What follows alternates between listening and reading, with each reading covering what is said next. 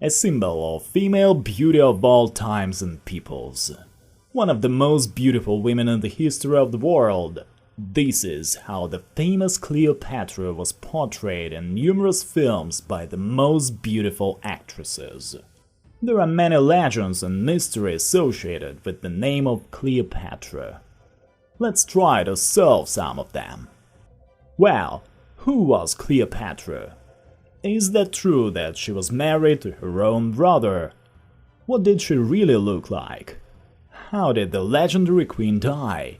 And is that true that every man could spend the night with Cleopatra paying for it with his life?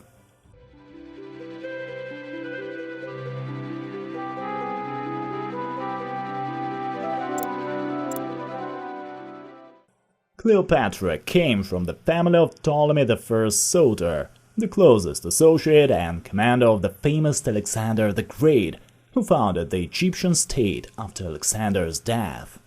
In her family, most of the girls were called Cleopatra, and at the age of 18 she became the seventh ruler under that name. Cleopatra spent her childhood in Alexandria, where lived and worked Archimedes, Euclid, and Ptolemy. There was the greatest cultural center of the ancient world, the Museum, and its library. The Museum, a piece of ancient Greek culture on the territory of ancient Egypt, was built by order of Ptolemy I, the founder of the dynasty who wanted to create a center of science and education based on Athens' model. The library of Alexandria by the time of Cleopatra had about 700,000 scrolls. But this greatest center of ancient culture disappeared without a trace. Cleopatra visited the museum since childhood. Unlike her brothers and sisters, she discovered her passion for science. It is known that she spoke 7 languages: Greek, Latin, Persian, Hebrew, Egyptian, Arabian, Ethiopian. Not all Ptolemies took the trouble to learn the language of the ancient Egyptians. She worked hard. She was even familiar with the language of the Berber, the semi-wild nomads. Moreover, she studied medicine at the museum. Her biographers wrote with horror that they even dissected human bodies in those classes. Cleopatra was especially strong in mathematics. That fact was noted even by her enemies. This is completely out of character for a woman of that time. Another unexpected fact: she was married to her own brother. Her father, Ptolemy, handed power to both children: 18-year-old daughter Cleopatra and her younger brother, 10-year-old Ptolemy. They were supposed to be married, and they really entered into a symbolic marriage. At the same time, she took the title Cleopatra, which means goddess who loves her father. Then she clarified it twice: goddess who loves her brother, joint rule with one and then with the second brother, and goddess who loves her son. We should say that although she was glorified in history as a woman, she ruled like a man. But what about the most important myth, the beauty of Cleopatra? Judging by the lifetime images, the ruler of Egypt was a plump woman with an expressionless face. Ancient coins with her image from Alexandria also do not confirm her legendary beauty.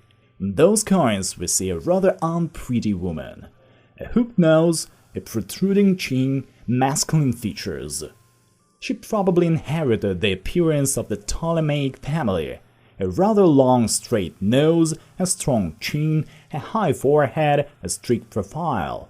The bust of the queen found by archaeologists is considered to be her authentic image. It shows us an oriental type, big-nosed woman with small eyes and elongated face. Recently, the myth of Cleopatra's beauty was finally debunked by English scientists who identified 11 of her sculptures. Historians of the British Museum have concluded that Cleopatra, at least by the end of her 38-year life, was a rather stout, stocky woman with bad teeth. She was small, only 1 meter 52 centimeters, and had a long nose. According to researchers, Cleopatra inherited her small stature and fullness from the ancestors. She belonged to the Ptolemaic dynasty. Most of them were not attractive. The Greek historian Plutarch wrote that her external beauty wasn't special, but she talked with irresistible charm. Expressionless appearance didn't prevent Cleopatra from going down in history as one of the most desirable women. Her personal charm and sexuality led her to capture the hearts of such sophisticated womanizers as Julius Caesar and Mark Antony. The ruler of Egypt seemed to know the art of seduction. Contemporaries noted that she was pure voluptuousness. Her provocative sexuality was emphasized both by the clothes chosen with exquisite taste and by the queen's entourage, which consisted of beautiful young girls. Cleopatra perfectly mastered the art of insinuating speech and seductive eye play. All Caesar's biographers are unanimous. Cleopatra made the deepest impression on him during the first meeting. He fell passionately in love with her. Why was he so stunned if she wasn't a perfect beauty at all? Yes, Caesar was much older. He was 52 years old, she was 21, and he was always attracted to female beauty. What did she do to impress Caesar so much? The historian Plutarch wrote, her appearance combined with the rare persuasiveness of her speeches, with a huge charm that was evident in every word, in every movement, etched on his memory. The very sounds of her voice caressed and pleased the ear. Not only the charming voice, but also her education, her character, all that impressed Caesar. After his death, Cleopatra experienced another romance that went down in history. This love story began with the queen's attempt to save their lost Hellenistic state and ended with her downfall. Mark Antony was 40 years old, Cleopatra was 29. Mark Antony fought beside Caesar for many years in the Gallic Wars. He was a great warrior and commander. All his problems he solved in the Roman way, with his sword. Antony came to punish her, but was subdued by Cleopatra's charisma. She had a little more than 10 years to live. 10 of them she spent with Mark Antony. After being defeated by Octavian's army, Antony got fake news about Cleopatra's suicide and stabbed himself with a sword. But Cleopatra was still alive. She hugged her dying husband, said goodbye to him, and buried him. Octavian allowed it to be done. It was customary for the Romans to treat death with respect. The next very popular belief is related to Cleopatra's suicide. Since Plutarch's time, it is known that a poisonous snake helped her to die.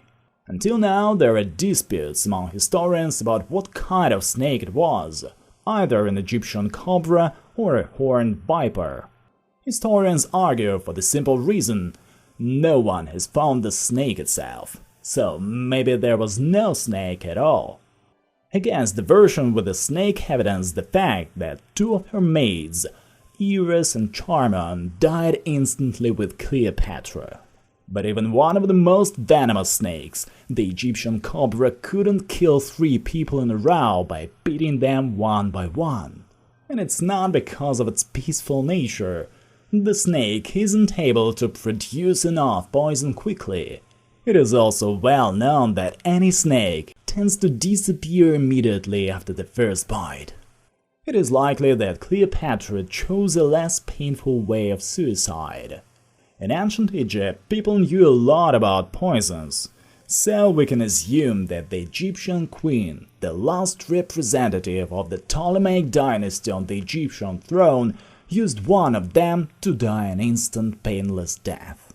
The widespread legend that every man could spend the night with Cleopatra paying for it with his life also doesn't correspond to reality. We know, thanks to the Roman writer Aurelius Victor, who lived in the 4th century. so his testimony is hardly a reliable source.